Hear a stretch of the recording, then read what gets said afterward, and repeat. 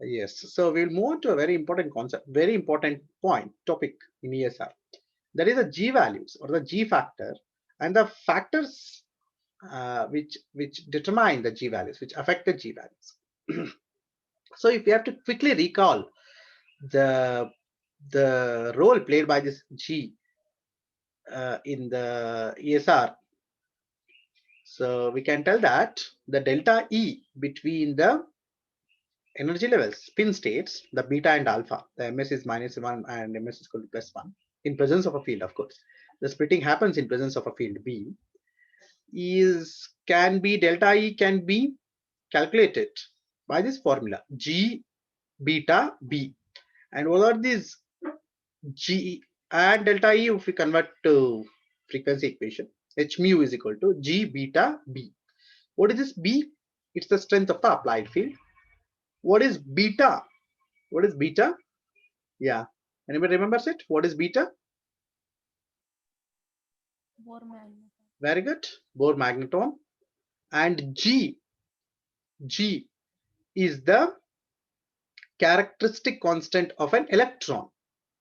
And for a free electron, the value of GE will be 2.00232. So basically, if you use this equation and you are exciting a free electron, spin of a free electron, at a field of about 331 millitesla, electron absorbs the radiation in a microwave region whose frequency will be 9.3 gigahertz. Fine, there's no problem in this. But if the equation was only this much, it would have been a very limited use. Why? There is no variable at all in this equation, is it not? H is the constant, Bohr magneton is a constant, B is the applied field which is determined by U, by the operator, and what is mu is the frequency of the radiation. So if at all the ESR has to be useful, and since this is the basic equation of our ESR, what should change according to the cases? What should change as per the cases, as per the molecules, as per the chemical species? What should change? The G, right? Fine. So the electron's environment determines the value of G. For a free electron, of course, it is 2.00 through 232. But all systems are not correlating with free electron. Fine. So now today we are going to see this. How this G value plays a pivotal role, a very significant role in the diagnosis of the chemical systems or in the identification of chemical systems. So in fact, you can always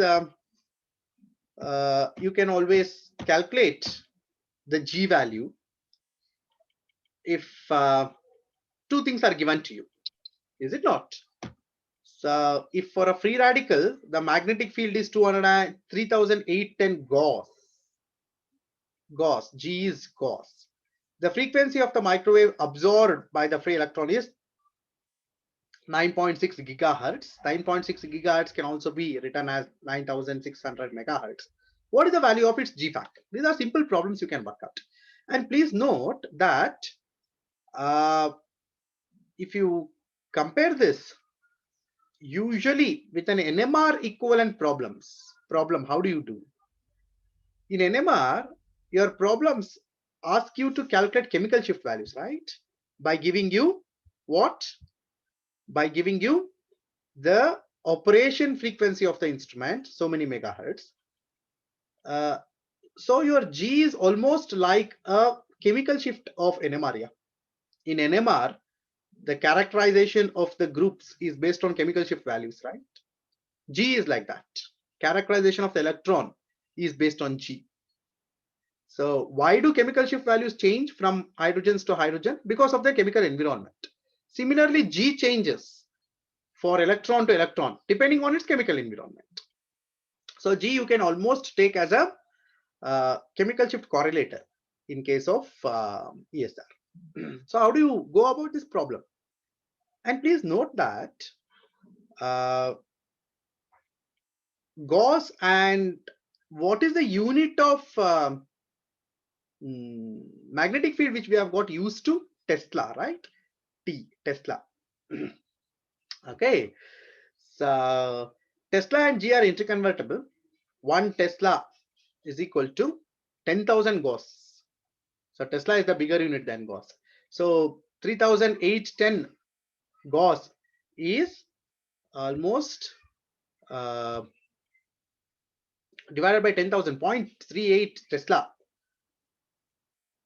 And usually, now let us think that our NMR instrument is operating at about 300 megahertz.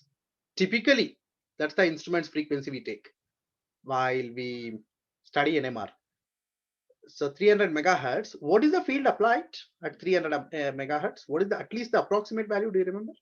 Usually, what is the field strength in NMR? Field strength. About how many Teslas? Usually it is around 5 Teslas. Okay, 4 to 5 Teslas. But here it is 0.3 Teslas. So as I told you, when you study ESR with an approach, a comparative approach from drawing comparisons from NMR, it is easier sometimes to understand and to remember. So this is also one point of difference. NMR operates at a very high field strength compared to ESR. ESR, it is almost 1,000 times lesser than the NMR. However, the frequency of absorption, microwave frequency, it is microwave region, it is in the gigahertz, but in NMR it is very less in the radio waves region, is it not? So in the NMR, field strength is more, frequency of absorption is lesser, and reversed in case of ESR. So anyways, it was only to make you familiar with ESR, just to convince you that ESR is no different than NMR. Since you already know something NMR, you are relatively competent using the applications of NMR. That's why I'm just drawing comparisons. So I calculate G value for this. And of course, H is a constant, mu is a constant. And what is the expansion of Bohr magneton? EH divided by 4 pi mc. M is the mass, C is the velocity, E is the electron charge. So do all these substitutions. You get a constant for Bohr magneton, that is 9.2741 into 10 to the power of minus 24 joules per Tesla. H, Planck's constant, mu 9600 megahertz, B 3810 Gauss.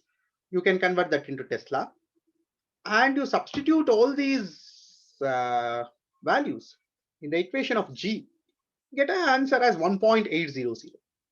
And you see, since the problem was almost taken from a working example, the G is not matching that of the free electron.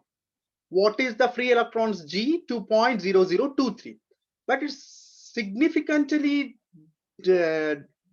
deviating from the free electron's value. So that means what? Actually, in a way, this is good to us for chemists. Why? Had the G value come equal in all cases, then there is no use of NMR basically for chemistry. See, in chemistry, what is our motive? We use all our spectroscopic techniques with one motto: chemical analysis, structure determination of our molecules. So for that, we should require some signatures in the spectrum of that molecule. So, and the signatures have to vary from molecule to molecule, right?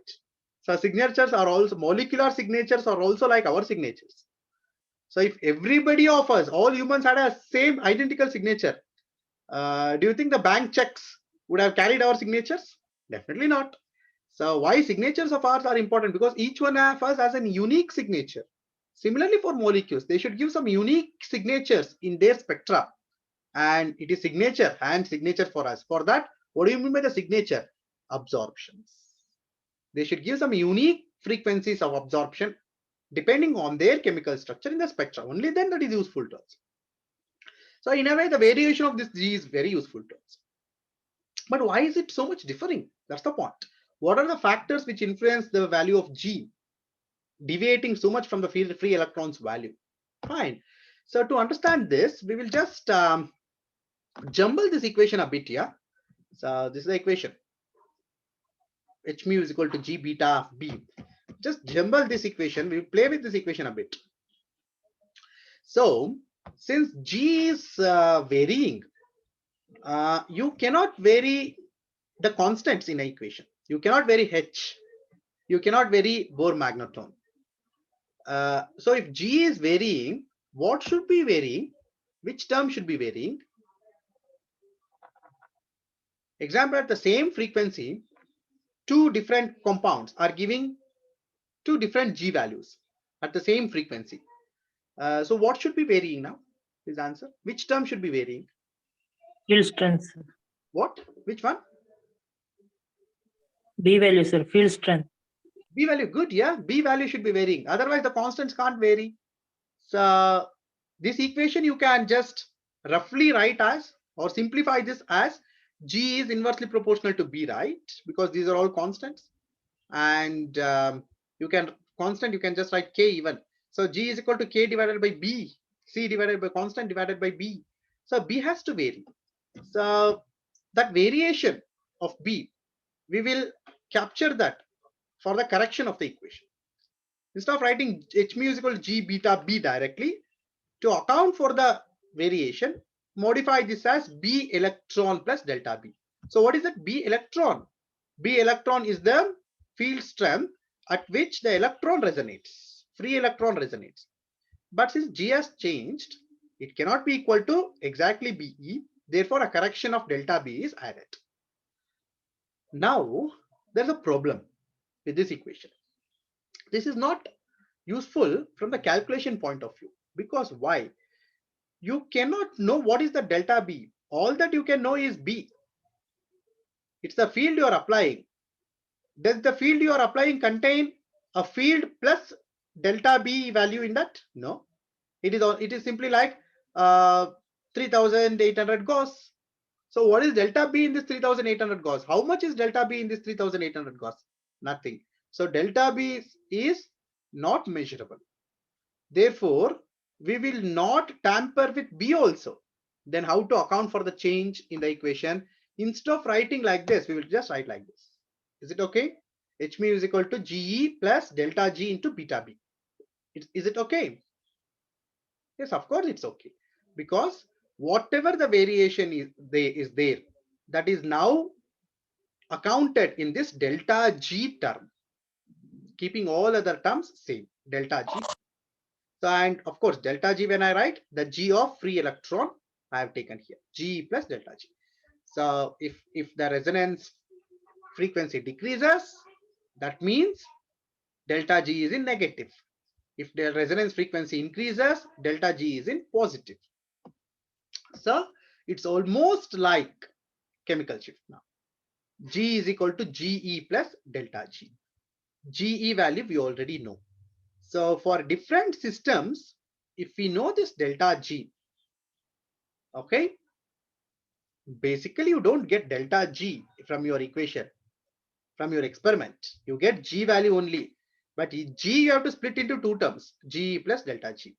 G you know. So you can calculate delta G. Therefore, delta G, or simply the G, not GE, G becomes a characteristic value for electrons in different chemical systems. But okay, good, fine. So we have theoretically arrived with a scenario where G value is a reasonably good index of chemical structure. But experimentally, when we record G values for different type of ESR active species, okay, give me some examples of ESR active species here. Of course, I am asking question from my first class. So I don't know whether it is fair on my part to expect an answer. It's almost been 1 month. Yeah, give me some examples of ESR active species. Question. Free radicals. Good. And then? That's it. Which are the okay? Which are the two other systems, important systems? which are ESR active. Triplet states, is it not?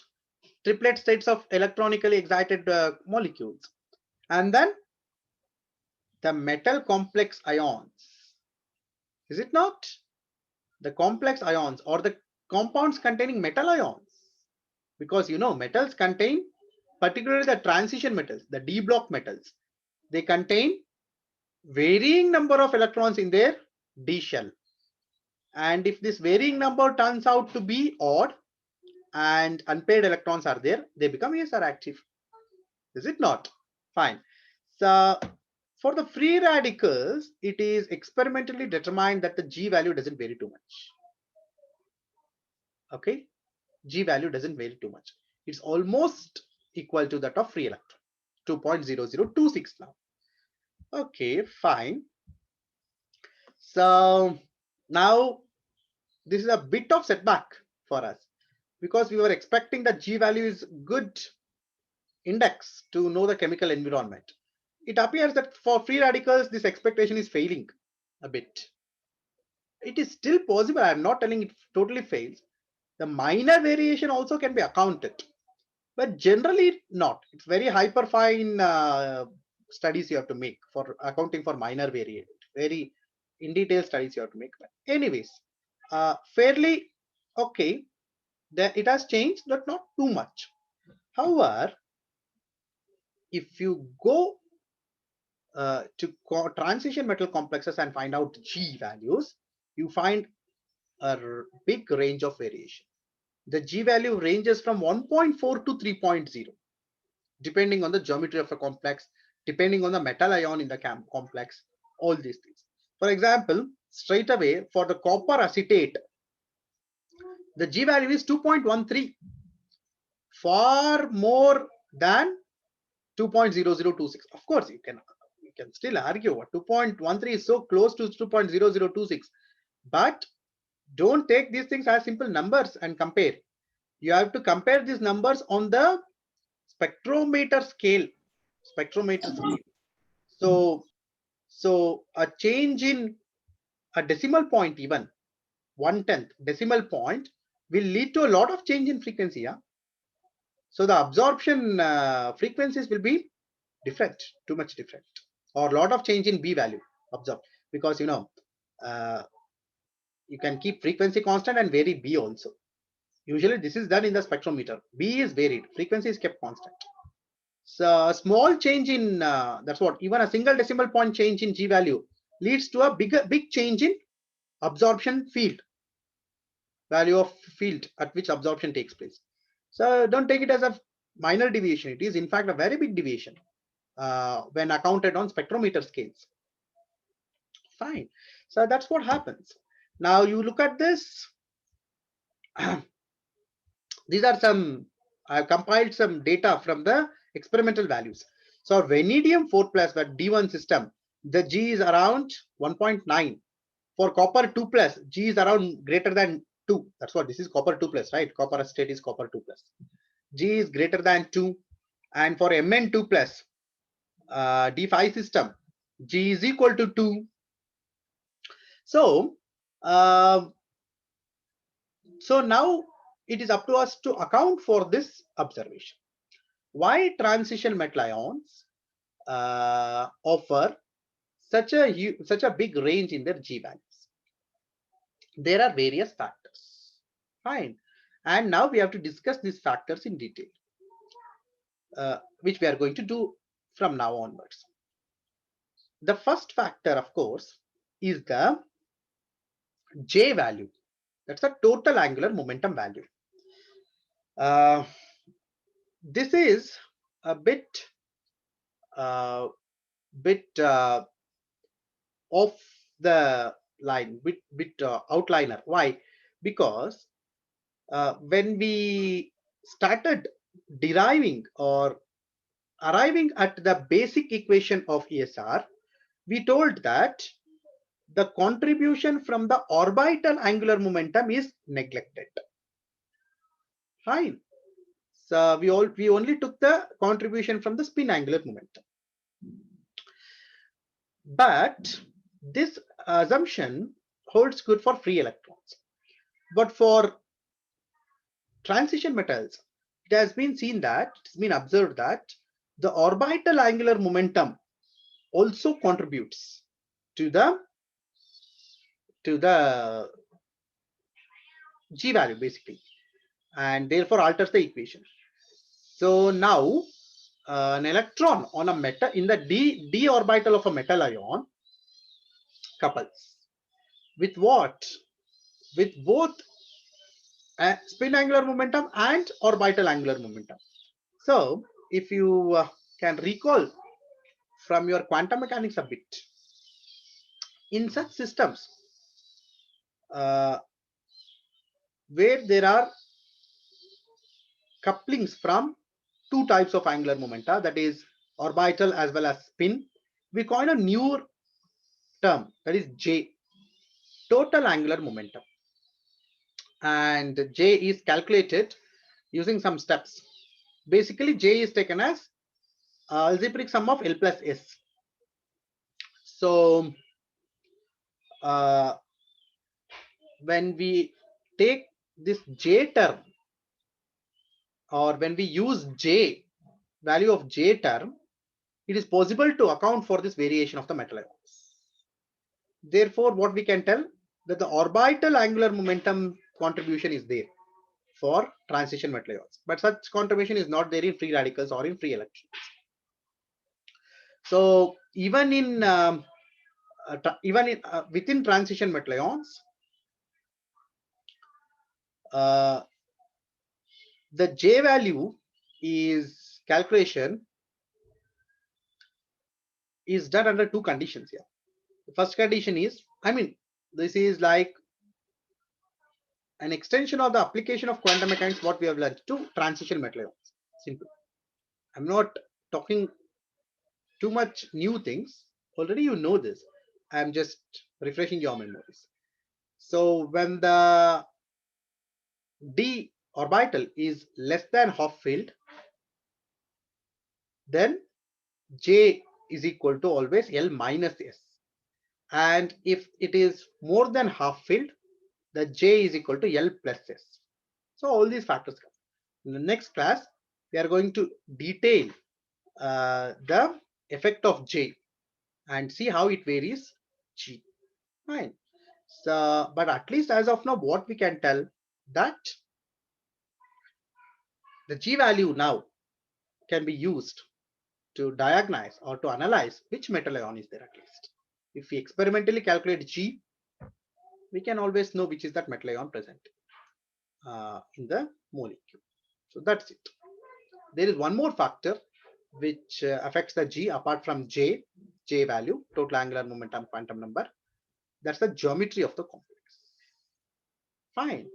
So that's even exciting. Why? So by knowing G value from your ESR, we are able to calculate not just the chemical environment, or we are able to predict not just the chemical environment, but even the stereochemical structure. That's the geometry of the compound complex. So these are some significant and very direct application of ESR in your coordination chemistry field. That's the reason why this ESR is kept in your inorganic chemistry syllabus, is it not? It could have been kept anywhere, even in physical chemistry also. But why is it kept in your inorganic chemistry portions? Because of its application to characterization of coordinate complex ions. Fine. So let me stop here because it's only now 10 minutes more. In fact, last class, I think I was answering a question before my internet failed. So I hope we can continue our discussion today now.